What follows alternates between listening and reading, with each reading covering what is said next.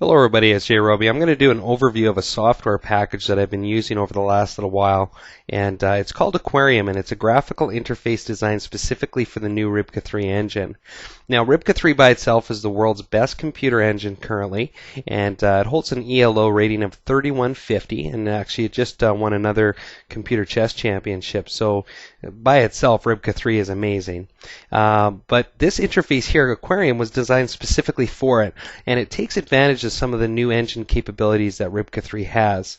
Now, I want to preface things by saying that one of the first things that caught my eye from this interface was that it's updated constantly. In fact, there's even official support forums specifically for it on rybkachess.com, and the developers have made massive amounts of updates already since its release a few months ago. And you know what? Not to mention, the developers actually welcome and ask for new ideas to incorporate into future patches of Aquarium, which is great and something I haven't seen before in a retail package. Now, I don't know about you guys, but I've tried some software packages before, and there's no forums or hardly any updates whatsoever. So when I saw that after I tried out their demo, I was extremely impressed. So what I'm going to do is I'm going to break down what I like about the interface and how I use it to help my own chess development. I've had my hands on it now for a few weeks, and one of the things that I found about it is that it blends together a lot of the things that historically I used to have to use more than one program for. So hopefully you'll find some use out of this. Definitely I recommend to try out the demo. Go to rybkachess.com, and it's the Aquarium interface. You can maybe what I'll do also is I'll put up a link for the demo on my blog to coincide with this video. You can access my blog by going to jrobachess.com, and there's a blog tab there. You can click on that and you'll have access to my blog. Now, I'm going to show you my favorite features of the program that I've found the most use for so far. And I'm going to start things off by talking about the interface. Now, the interface itself is known as a fluid interface, so all the options that you could possibly want to use the software application for are right in front of you. There's no pull-down menus that you have to go through to get certain tools of the software going. And I find that very useful. Now, one of my favorite features of the software package is the database and analysis function. So I'm going to click over to the database. Now, the database it opens up initially for me is my personal game database. So I have all my games in this database. But what I'm going to do is I'm going to open up the reference database that comes with the software package, and it has over 3.5 million games.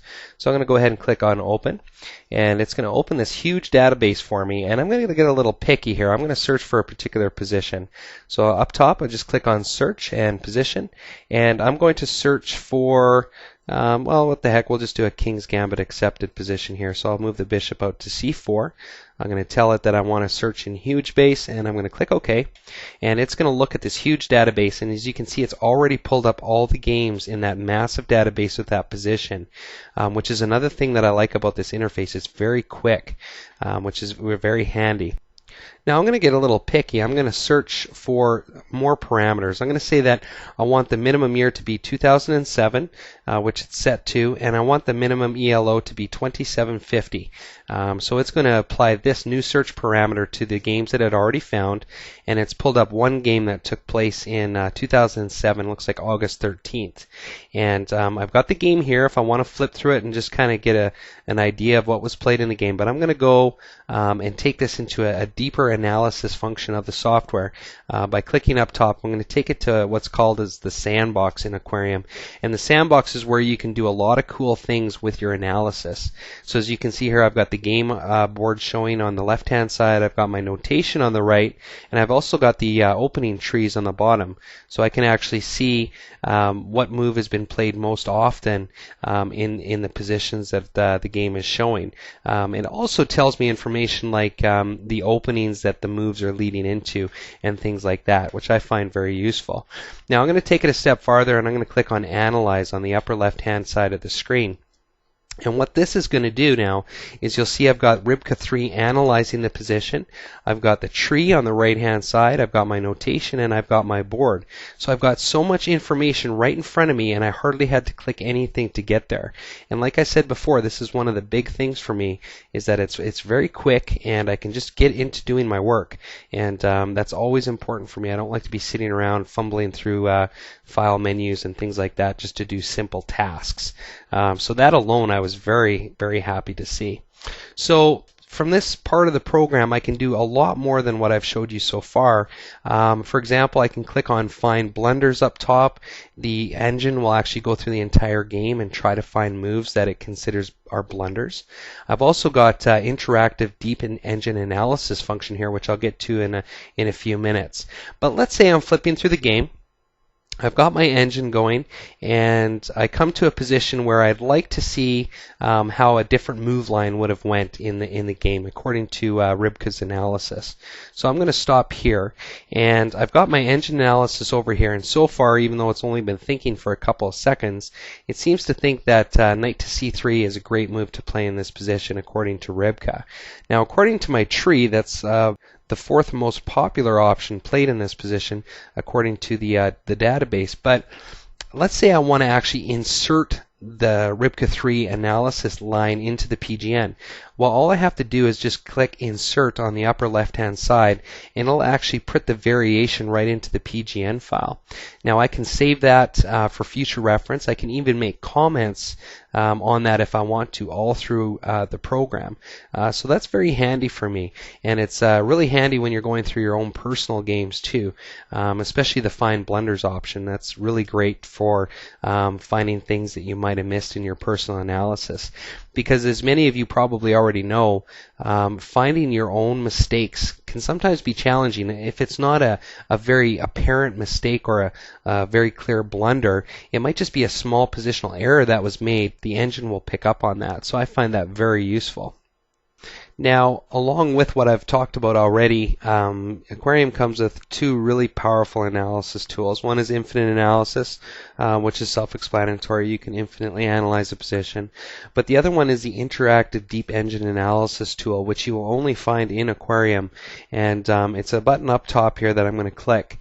And basically, when I click this button, I'm going to have to stop analyzing on the lower left. It's going to open up a tree-like structure on the top of the screen. And you can let the engine sit for as long as you want to analyze a position and create a tree structure around that position.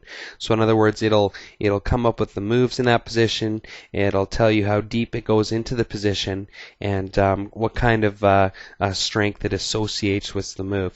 One thing that I really liked about this is that you can actually have it stop looking at a particular move. So let's say, for example, I did not want to bother with analyzing the castle move in this position because I know I didn't want to play it. I can actually just go here and I can go bad move, and it will actually stop giving computer resources to that move, and instead we'll focus on deeply analyzing the other moves in the queue. Now you'll notice that it's a tree-like structure, and I can actually click on that and have it move, and it tells me how many positions deep it is. And as you can see, another move is added to the tree while I was talking. Now I could spend probably an hour talking about how cool this tool is and what you could do with it, but it's really something that you kind of got to play with and you got to kind of experience for yourself. But I just want to point out that it's a very powerful assistant to overall analysis, because you could really have the computer take a very deep look into a position, and you could even let it sit overnight and build a whole entire tree out of it. So it's very cool. Definitely recommend you check that one out. Now I'm going to go over to the engines area. And you can see here that the Engines tab actually lists all the installed engines in the software. And just like the other areas of the program, the interface is very easy to use. So you can add or remove your engines. You can set parameters for the engines if you want to. But it also comes with an Engine Competitions button where you can click on that, and you can actually set up a new match or a tournament or a randomizer match between the engines. And once the engines play their game, you can take that into the sandbox and analyze it there. So really, the software itself has so many cool tools to it, and it would be impossible for me to cover them all in one video. But I just want this video to be more of a basic overview to the software, kind of an introduction, especially to the things that I found very useful. I spent the most time on the database and analysis parts of the program because that's what I use the most, including the sandbox feature. And you can get your own database and your own PGNs in here and use all these tools to help with your analysis, and that's that's a pretty big thing.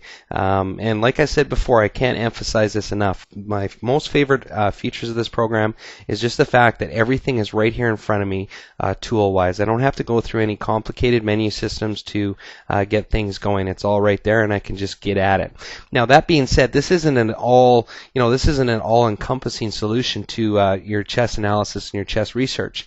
Like there's dedicated database programs out there that do a lot of amazing things.